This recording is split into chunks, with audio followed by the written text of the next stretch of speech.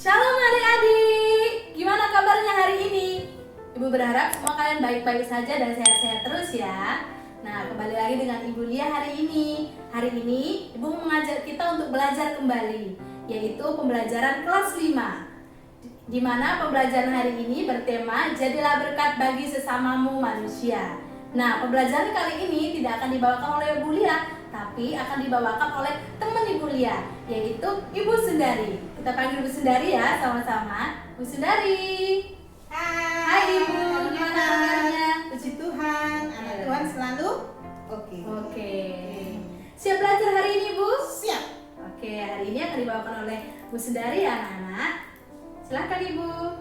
Oke, terima kasih. Dadah. Nah, anak-anak, sekarang kalian buka bukunya ya. Dibuka pelajaran 13. Pelajaran 13, jadilah berkat bagi sesamamu. Sebelum kita akan memulai pelajaran hari ini, kita akan berdoa ya. Sekarang siapkan diri, kita akan berdoa. Tuhan Yesus, Allah Bapa kami yang baik, yang bertahta dalam kerajaan surga. Kami akan belajar pagi hari ini tentang pelajaran kelas 5, pelajaran 13. Tuhan, Engkau yang memberkati, memberi hikmat akal budi kepada kami semua, sehingga kami memahami kebenaran firman-Mu. Terima kasih Tuhan, dalam nama Tuhan Yesus Kristus. Haleluya. Amin. Oke, sebelum memulai pelajaran, melanjutkan pelajaran berikutnya, kita akan membaca Alkitab dulu. Siapkan Alkitabnya ya. Kita buka Alkitabnya di dalam Lukas 21 ayat 1 sampai 4. Buka dulu, sudah siap? Kita baca bersama-sama. 1, 2, 3. Lukas 21 ayat 1 sampai 4. Persembahan seorang janda miskin. Ketika Yesus mengangkat mukanya, ia melihat orang-orang kaya memasukkan persembahan mereka ke dalam peti persembahan. Ia melihat juga seorang janda miskin memasukkan 2 peser ke dalam peti, lalu ia berkata, "Aku berkata kepadamu, sesungguhnya janda miskin ini memberi lebih banyak daripada semua orang itu, sebab mereka semua memberi persembahannya dari kelimpahannya, tetapi janda ini memberi dari kekurangannya, bahkan ia memberi seluruh nafkahnya." Sekarang kita buka lagi Kisah Para Rasul 2 ayat 41 sampai 47. Kita baca bersama-sama. 1, 2, 3. Cara hidup jemaat yang pertama.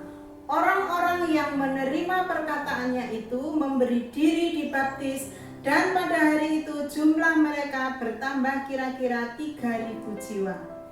Mereka bertekun dalam pengajaran rasul-rasul dan dalam memberi persekutuan, dan mereka selalu berkumpul untuk memecahkan roti dan berdoa. Maka ketakutanlah mereka semua, sedang rasul-rasul itu mengadakan banyak mukjizat dan tanda. Dan semua orang yang telah menjadi percaya tetap bersatu, dan segala kepunyaan mereka adalah kepunyaan bersama. Dan selalu ada dari mereka yang menjual harta miliknya, lalu membagi-bagikannya kepada semua orang sesuai dengan keperluan masing-masing. Dengan bertekun dan dengan sehati, mereka berkumpul tiap-tiap hari dalam bait Allah.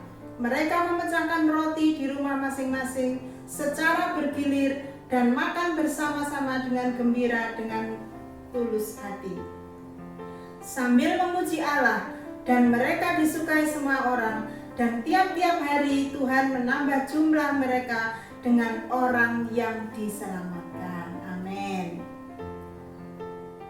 Nah, sekarang tadi kita sudah membaca Alkitab. Sekarang kita akan membaca sebuah kisah, ya, sebuah kisah bagaimana dalam kesederhanaan, dalam kekurangan, dia bisa menjadi berkat bagi orang lain. Hidupnya dipersembahkan untuk menjadi saluran berkat, ya. Gambar ini kamu lihat adalah gambar dari seorang yang bernama Bai Fangli, ya, tukang becak yang berhati mulia. Bai Fangli adalah seorang tukang becak, menghabiskan seluruh hidupnya di atas sadel becaknya, mengayuh dan mengayuh untuk memberikan jasanya kepada orang yang naik becaknya, mengantarkan saja pelanggannya kemana saja dengan imbalan uang yang sekedarnya. Tubuhnya tidaklah perkasa, perawakannya tergolong kecil untuk ukuran becaknya atau orang-orang yang menggunakan jasanya. Namun, semangatnya luar biasa untuk bekerja. Dia bekerja di jalanan, di atas becaknya itu untuk mengantarkan pelanggannya. Ia mengakhiri kerja kerasnya setelah jam 8 malam. Para pelanggannya sangat menyukai Bai Fangli. Ia pribadi yang ramah dan senyum tak pernah lekang dari wajahnya. Ia tidak pernah menentukan berapa uang untuk membayar jasanya. Namun karena kebaikan hatinya itu, banyak orang yang menggunakan jasanya membayar lebih. Mungkin karena tidak tega melihat bagaimana tubuh yang kecil dan ringkih itu dengan nafas yang ngos-ngosan dan keringat yang bercucuran mengayuh becak tuannya. Bai Fangli tinggal di sebuah gubuk reot yang nyaris rubuh di daerah yang tergolong kumuh bersama dengan banyak tukang becak, para penjual asongan, dan para pemulung. Ia menyewa sebuah tempat gubuk secara harian. Perlengkapan di gubuk itu sangat sederhana. Hanya ada sebuah tikar tua yang sudah sobek-sobek. Tetap tempat ia merebahkan tubuh penatnya setelah mengayuh becak. Gubuk itu hanya merupakan sebuah ruang kecil. Di ruang itu ia menerima tamu yang butuh bantuannya. Di ruang itu juga ada sebuah kotak dari kardus yang berisi baju tua miliknya dan selimut tipis tua yang penuh tambalan. Ada sebuah piring dan tempat minum yang terbuat dari kaleng tua yang mungkin diambilnya dari tempat sampah. Di pojok ruangan tergantung sebuah lampu templok minyak tanah, lampu tua yang biasa dinyalakan bila malam telah tiba. Bai Fangli tinggal sendirian di gubuknya. Orang hanya tahu bahwa ia seorang pendatang. Tidak ada yang tahu apakah ia mempunyai sanak saudara.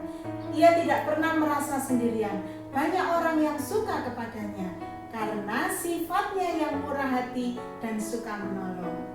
Tangannya sangat ringan menolong orang yang membutuhkan bantuannya. Itu dilakukannya dengan sukacita tanpa mengharapkan pujian atau balasan.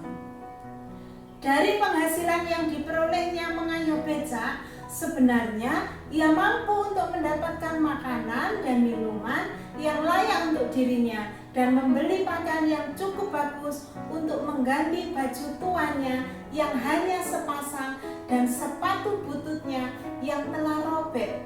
Namun dia tidak melakukannya karena semua uang hasil penghasilannya disumbangkan kepada sebuah yayasan sederhana yang biasa mengurusi sekitar 300 anak-anak yatim piatu miskin di Tianjin. Yayasan yang juga mendidik anak-anak yatim piatu melalui sekolah yang ada. Hatinya sangat tersentuh. Suatu ketika ia baru istirahat setelah mengantar seorang pelanggannya. Ia menyaksikan seorang anak laki-laki kurus berusia sekitar 6 tahun yang tengah menawarkan jasa untuk mengangkat barang seorang ibu yang baru berbelanja.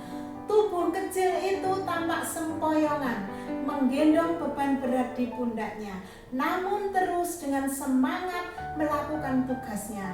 Dengan kegembiraan yang sangat jelas terpancar dari mukanya, ia menyambut upah beberapa recehan yang diberikan oleh ibu itu. Dengan wajah yang menengadah ke langit, bocah itu bergumam, mungkin ia mengucapkan syukur kepada Tuhan untuk rezeki yang diperolehnya. Beberapa kali ia perhatikan anak lelaki kecil itu menolong ibu-ibu yang berbelanja. dan menerima upah uang recehan. Kemudian ia melihat anak itu beranjak dari tempat sampah, mengais-ngais sampah. Dan waktu menemukan sepotong roti kecil yang kotor, ia bersihkan kotoran itu dan memasukkan roti itu ke mulutnya, menikmatinya dengan nikmat, seolah itu makanan dari surga. Hati Bai Fangli tercekat melihat itu. Ia mendekati anak lelaki itu dan berbagi makanannya dengan anak lelaki itu. Ia heran, mengapa anak itu tak membeli makanan untuk dirinya? Padahal uang yang diperolehnya cukup banyak dan tak habis hanya untuk sekedar membeli makanan sederhana. Uang yang saya dapat untuk makanan adik saya, jawab anak itu. Orang tuamu mana? Tanya Bai Fangli. Saya tidak tahu, ayah, ibu saya pemulung. Tapi sejak sebulan lalu setelah mereka pergi memulung, mereka tidak pernah pulang lagi. Saya harus bekerja mencari makan untuk saya dan 2 adik saya yang masih kecil, sahut anak itu. Bai Fangli minta anak lelaki yang bernama Wang Ming itu mengantarkannya melihat kedua adiknya itu. Hati Bai Fangli semakin merintih melihat kedua adik Wang Ming. 2 anak perempuan yang kurus berumur 5 tahun dan 4 tahun. Kedua anak perempuan ini nampak menyedihkan sekali, kurus, kotor, dan dengan pakaian yang compang-camping. Bai Fangli tidak menyalahkan kalau tetangga ketika anak itu tidak terlalu peduli dengan situasi dan keadaan ketiga anak kecil yang tidak berdaya itu. Karena memang mereka juga terbelit dengan kemiskinan yang sangat parah. Jangankan untuk mengurus orang lain, mengurus diri mereka sendiri dan keluarga mereka saja, mereka kesulitan.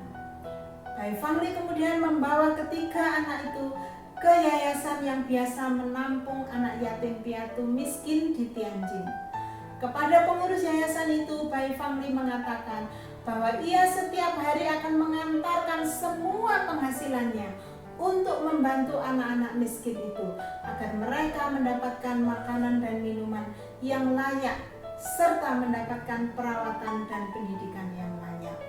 Sejak saat itulah Bai Fangli menghabiskan seluruh waktunya dengan mengayuh becaknya mulai jam 6 pagi sampai jam 8 malam dengan penuh semangat untuk mendapatkan uang. Seluruh uang penghasilannya setelah dipotong sewa gubuknya dan membeli 2 potong kue kismis untuk makan siangnya, sepotong daging dan sebutir telur untuk makan malamnya, seluruhnya disumbangkan ke Yayasan Yatim Piatu untuk sahabat-sahabat kecilnya yang kekurangan. Ia merasa sangat bahagia sekali melakukan semuanya itu. Di tengah-tengah kesederhanaan dan keterbatasannya merupakan kemewahan yang luar biasa bila ia beruntung mendapatkan pakaian rombeng yang masih cukup layak untuk dikenakan di tempat pembuangan sampah. Hanya perlu menjahit sedikit yang terkoyak dengan kain yang berbeda warna. Tapi masih cukup bagus, gumamnya senang. Bai Fangli mengayuh becak tuanya selama 365 hari setahun tanpa peduli dengan cuaca yang silih berganti. Di tengah badai salju yang turun yang membekukan tubuhnya atau dalam panas matahari yang sangat menyekat membakar tubuh kurusnya. Tidak apa-apa saya menderita, yang penting anak-anak miskin itu mendapat makanan yang layak dan dapat bersekolah. Saya bahagia melakukan semuanya ini. Katanya bila ada orang-orang yang menanyakan mengapa ia mau berkorban demikian besar untuk orang lain tanpa peduli dengan dirinya. Hari demi hari, bulan demi bulan, tahun demi tahun, hampir 20 tahun Bai Fangli mengayuh becaknya demi memperoleh uang untuk menambah donasinya kepada Yayasan Yatim Piatu di Tianjin itu. Setelah berusia 90 tahun, ia mengantarkan seluruh tabungan terakhirnya sebesar 500 RBN atau sekitar 650.000 rupiah yang disimpannya dengan rapi dalam sebuah kotak dan menyerahkannya ke sekolah Yahuwa. Bai Fangli berkata, "Saya tidak dapat mengayuh becak lagi. Saya tidak dapat menyumbang lagi. Ini mungkin uang terakhir yang dapat saya sumbangkan," katanya dengan sendu. Semua guru di sekolah itu menangis. Bai Fangli wafat pada usia 93 tahun. Ia meninggal dalam kemiskinan. Sekalipun begitu, ia telah menyumbangkan di sepanjang hidupnya uang sebesar 350 RMB. Kursnya 1.300 rupiah, jadi setara dengan 455 juta rupiah yang dia berikan kepada Yayasan Yatim Piatu dan sekolah-sekolah di Tianjin untuk menolong kurang lebih 300 anak-anak miskin. Foto terakhir yang orang punya mengenai dirinya adalah sebuah foto dirinya yang bertuliskan, "Sebuah cinta yang istimewa untuk seorang yang luar biasa."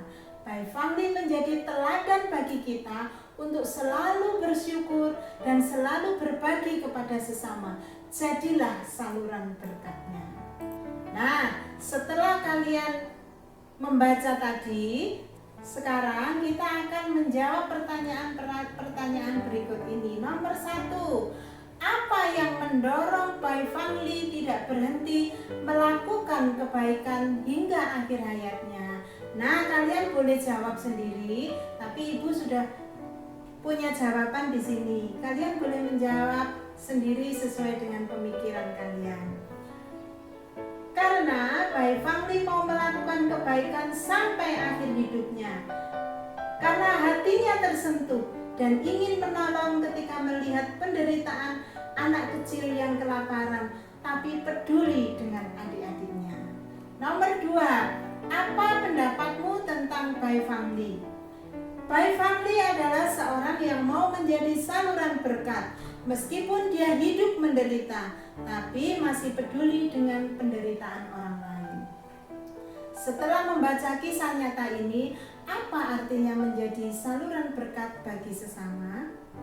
Menjadi berkat bagi sesama artinya mau dipakai Allah untuk meneruskan berkat yang diterimanya dari Tuhan untuk orang lain dengan tulus, ikhlas, tanpa imbalan. Nah, kalian bisa jawab sendiri di buku tulis kalian. Oke, sekarang kita akan belajar dari cerita Alkitab. Tadi kita sudah membaca Lukas 21 ayat 1 sampai 4 dan Kisah Rasul 2 ayat 41 sampai 47. Sekarang dengarkan ceritanya ya. Pada awal bagian pelajaran ini dikisahkan tentang seorang penarik becak. Ia seorang tua, ringkih dan miskin, tetapi hidupnya justru melakukan hal yang luar biasa yang tidak banyak orang mau melakukannya, yakni menolong orang lain dan menjadi saluran berkat bagi sesamanya. Dalam kisah di Lukas 2 ayat 1-4, kamu dapat melihat bagaimana seorang perempuan miskin memberikan persembahan dengan rela hati. Menurut Yesus, persembahan perempuan itu justru bernilai tinggi meskipun jumlahnya sedikit. Nilai artinya kualitas, sementara jumlah artinya kuantitas. Allah tidak melihat jumlah, tetapi kualitas si pemberi. Ketika Yesus mengangkat mukanya, ia melihat orang-orang kaya memasukkan persembahan mereka ke dalam peti persembahan. Ia melihat juga seorang janda miskin memasukkan 2 peser ke dalam peti itu. Lalu ia berkata, "Aku berkata kepadamu, sesungguhnya janda miskin ini memberi lebih banyak daripada semua orang itu, sebab mereka semua memberi persembahannya dalam kelimpahannya. Tetapi janda ini memberi dari kekurangannya, bahwa ia memberi seluruh nafkahnya. Ini luar biasa. Seorang miskin mampu memberikan persembahan. Kelak persembahan itu akan dipakai untuk pelayanan di bait Allah dan pelayanan kasih bagi umat. Menurut Alkitab, perempuan itu hanya memberikan persembahan 2 peser. Peser dalam bahasa Yunani adalah lepton, mata uang terkecil di antara orang Yahudi. Orang Romawi tidak mengenal dan memakai lepton karena mata uang terkecil mereka adalah kuadran. LAI menggunakan istilah duit. 1 kuadran sama dengan 2 lepton. Yesus menilai persembahan si janda miskin amat besar, bahkan lebih besar dari orang-orang kaya. Mengapa? Karena persembahan si janda miskin bermotivasi tulus. Perempuan itu dan By Family adalah 2 contoh nyata bagi kita semua. Jika ingin menjadi saluran berkat, mengapa demikian? Karena kamu tidak perlu menunggu kaya baru dapat menjadi saluran berkat. Satu hal yang perlu kamu ketahui, bahwa menjadi saluran berkat Allah tidak selalu harus dalam bentuk uang, tetapi dapat juga melalui tindakan seperti yang dilakukan oleh jemaat Kristen perdana sebagaimana diceritakan dalam Kisah Rasul 2 ayat 41 sampai 47 yang tadi kita sudah baca. Orang-orang Kristen pada masa itu jumlahnya sedikit, tetapi mereka hidup dalam suasana kekeluargaan. Semua saling mengasihi, memperhatikan, dan menguatkan. Mereka juga saling berbagi berkat yang mereka miliki. Mereka tidak mau ada anggota yang tidak mendapatkan makanan. Bahkan ada juga yang sampai menjual harta miliknya dan membagi-bagikan hasil penjualannya kepada semua orang sesuai dengan keperluan masing-masing. Mereka memastikan semua anggota tercukupi kebutuhannya. Semua orang melakukannya dengan gembira dan tulus hati. Artinya tidak ada keterpaksaan atau keegoisan, yang ada hanyalah kebaikan hati. Menjadi saluran berkat berarti memiliki kebaikan hati yang tulus, yang tidak mengharapkan imbalan atau pujian dari orang lain. Sebagai dampaknya adalah mereka disukai banyak orang, dan semakin banyak orang yang dipercaya kepada Yesus Kristus sebagai juru selamat setelah melihat cara hidup orang-orang Kristen yang suka berbagi itu. Luar biasa bukan? Nah, sekarang selanjutnya memahami makna berkat. Jawablah pertanyaan-pertanyaan berikut ini. Nomor 1, jelaskan apa saja yang dimaksud dengan berkat. Nomor 2, siapakah sumber utama berkat dalam hidup ini? 3, apa yang Allah harapkan melalui berkat yang kita terima darinya? Nah, Ibu sudah membuat jawabannya. Kalian boleh jawab sendiri sesuai dengan kemampuan kalian, tetapi Ibu mempunyai jawabannya seperti ini. Ya, nomor 1, berkat artinya pemberian dari Tuhan kepada manusia yang tidak bisa diukur dan dibatasi oleh pemikiran manusia. Yang kedua, sumber utama berkat dalam hidup kita adalah Tuhan Yesus, karena hanya Tuhan Yesus yang bisa memberikan berkat kepada kita. Yang nomor 3, apa yang Allah harapkan melalui berkat yang kita terima darinya? Allah berharap kepada kita supaya meneruskan sebagian berkat yang kita terima kepada orang lain yang membutuhkan dengan tulus hati tanpa mengharapkan imbalan.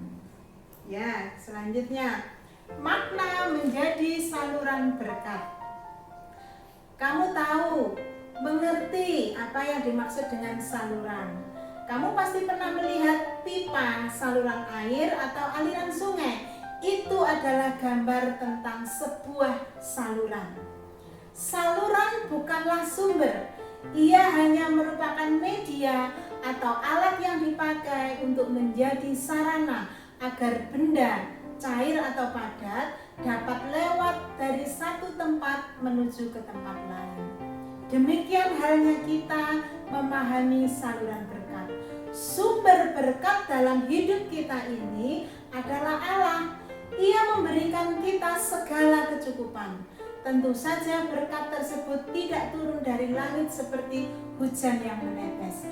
Manusia perlu bekerja untuk mendapatkannya. Seperti burung-burung di udara pun perlu terbang untuk memperoleh makanan setiap hari. Sebab jika tidak demikian, maka burung pun tidak dapat makan dan lama-kelamaan akan mati. Allah yang memberi berkat pada kita, mulai dari hal-hal yang terlihat. Allah memberikan tubuh yang sehat, kecerdasan dalam belajar, berkat materi yang berupa uang melalui pekerjaan orang tua kita, dan lain sebagainya. Menjadi saluran berkat artinya kita meneruskan apa yang kita terima dari Allah kepada sesama. Artinya tidak semua berkat Allah kita nikmati seorang diri saja, melainkan membaginya kepada orang-orang lain yang membutuhkannya.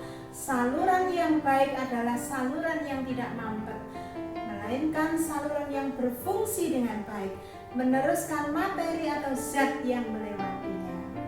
Demikianlah hendaknya kita menjadi saluran berkat Allah bagi sesama kita. Kamu dapat meneruskan berkat yang bersumber dari Allah kepada sesama di lingkungan sekitar kita. Sekarang yang E, menghayati peran sebagai saluran berkat Allah. Sekarang daftarkan hal-hal apa saja yang dapat kamu lakukan sebagai saluran berkat bagi sesamamu. Setelah kamu daftarkan, kamu pikir, kamu renungkan, kamu ingat-ingat, kemudian kamu tulis di kolom ini ya. Sekarang Ibu sudah mengerjakannya. Coba diperhatikan. Jawabnya tidak harus seperti ini, tetapi sesuai apa yang sudah kalian lakukan. Baik itu di rumah, di sekolah, di mana saja yang kalian lakukan, boleh kalian tulis di sini. Contohnya nomor 1, tempat di pasar. Bagaimana menjadi saluran berkatnya? Menolong ibu membawakan barang belanja. Yang kedua, misalnya tempatnya di sekolah. Bagaimana menjadi saluran berkatnya? Menolong guru yang kesulitan membawa bukunya. Kemudian kamu menolongnya, Pak, Bu, sini saya bantu, saya bawakan, gitu ya. Yang ketiga, contohnya tempat di rumah. Bagaimana kamu menjadi saluran berkat di rumah? Contohnya menolong ibu. Pertolongan apa? Menolong ibu membuatkan kopi untuk ayah. Bisa kan? Pasti bisa. Nomor 4, di gereja. Pertolongan apa? Berkat apa yang bisa kamu berikan? Menolong nenek menggandeng masuk ke gereja. Loh, kenapa kok nenek ditolong? Iya, biasanya gereja itu kan ada tangganya naik, neneknya susah jalannya, kamu bisa menggandengnya masuk ke dalam gereja. Itu termasuk menjadi saluran berkat. Yang kelima, di lingkungan itu di lingkungan rumah kita, di sekitar kita. Kamu bisa ikut kerja bakti di kampung, kerja bakti. Mungkin kamu tidak bisa yang berat-berat, mungkin kamu bisa menyapu, kemudian membersihkan rumput. Itu sudah menjadi contoh, menjadi saluran berkat di lingkungan. Nah, sekarang kita akan belajar dari lagu. Kita akan menyanyikan lagu bersama-sama. Lagu ini diambil dari nyanyian Kidung Baru atau disingkat NKB nomor 200 di bawah ini. Ayo kita nyanyi bersama-sama. Nah, sekarang kita akan belajar dari lagu ya. Kita akan menyanyi bersama-sama. Bu Sundari bersama Bu Lia, kalian boleh menyanyi bersama teman atau orang tua. Yuk kita nyanyi ya. Siap? Oke.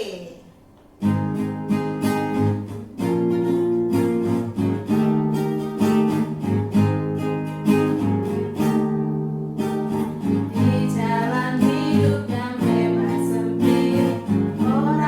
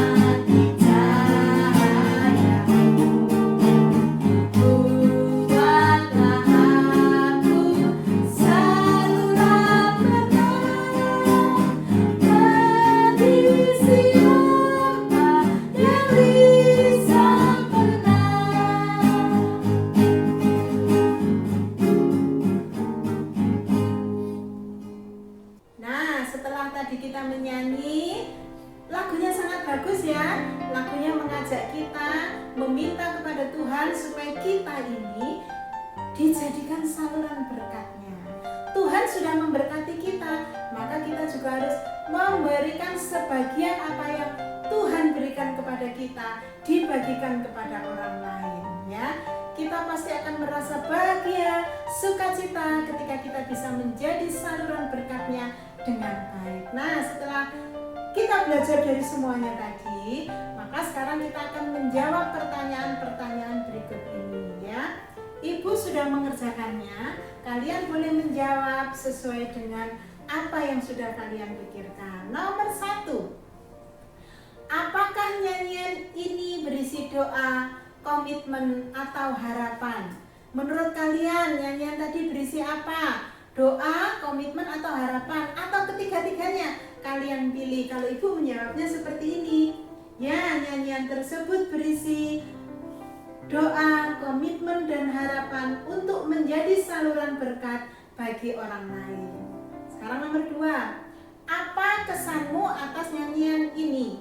Setelah kamu menyanyikannya, kamu simak, kamu perhatikan kesanmu itu apa terhadap lagu ini. Kalau ibu tadi, kesanku terhadap lagu ini adalah sebuah doa dan harapan yang tulus, permintaan yang tulus kepada Tuhan. Yang nomor 3, tuliskan pendapatmu tentang isi lagu ini. Kalian boleh mengisi, terserah, pendapatnya berbeda-beda, tapi ibu sudah menuliskan seperti ini. Lagu itu berisi sebuah ungkapan permohonan kepada Tuhan agar kita bisa menjadi saluran berkat dan memancarkan kasih Tuhan kepada sesama tanpa mengharapkan imbalan. Nah, sekarang yang keempat, tuliskan pengalamanmu atau harapanmu ketika menjadi berkat bagi lingkungan atau sesamamu.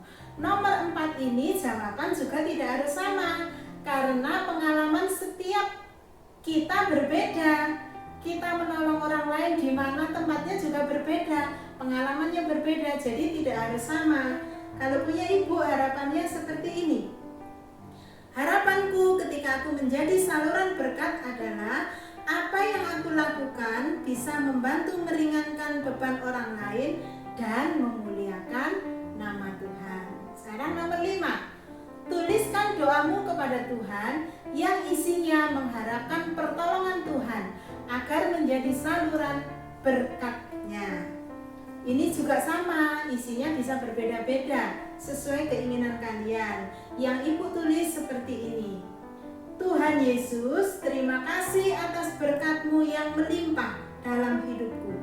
Ajari aku bersyukur dan bisa menjadi saluran berkat bagi sesama dengan hati tulus dan ikhlas tanpa memandang perbedaan. Nah, sekarang semuanya sudah selesai pelajaran hari ini. Kita akan baca rangkuman apa yang kita telah pelajari hari ini. Setiap orang adalah saluran berkat yang dipakai Allah meneruskan berkat-Nya. Kita semua adalah orang-orang yang diberikan berkat oleh Allah, baik berupa karunia, talenta, kekuatan, dan pikiran atau materi yang kita miliki. Karena itu, pakailah dan salurkanlah berkat Tuhan kepada sesamamu dengan tulus hati. Nah, sekarang karena semua materi sudah selesai, kalau ada yang belum paham, kalian bisa melihat, mendengar, membaca berulang-ulang sampai kalian paham. Kalau kalian belum paham juga, kalian bisa bertanya kepada Bu Sundari, kepada orang tuamu, kepada gurumu, atau kepada siapa saja. Nah, untuk mengakhiri pembelajaran kita hari ini, kita akan berdoa. Kalian lipat tangannya, tutup matanya, kita akan berdoa. Terima kasih Tuhan untuk berkat yang melimpah dalam kehidupan kami, melalui keluarga, orang tua, atau orang-orang yang mengasihi kami. Ajarlah kami memiliki hati yang tulus dan rela untuk menjadi saluran berkat-Mu. Dalam nama Tuhan Yesus. Amin. Nah, seru kan? Sundari, anak-anak pasti tentunya semangat dong untuk Ya, belajarnya. pasti semangat. Ya, pasti semangat ya Bu ya. Oke. Nah, hari ini kita sudah selesai belajar ya anak-anak. Semoga pembelajaran tadi kalian bisa mengerti dan semakin menjadi pintar ke depannya. Amin. Amin. Oke, selesai ya Bu hari Ya, ini. kita akan bertemu lagi di pembelajaran Selanjutnya. Dadah. Bye-bye. Tuhan Yesus Memberkati.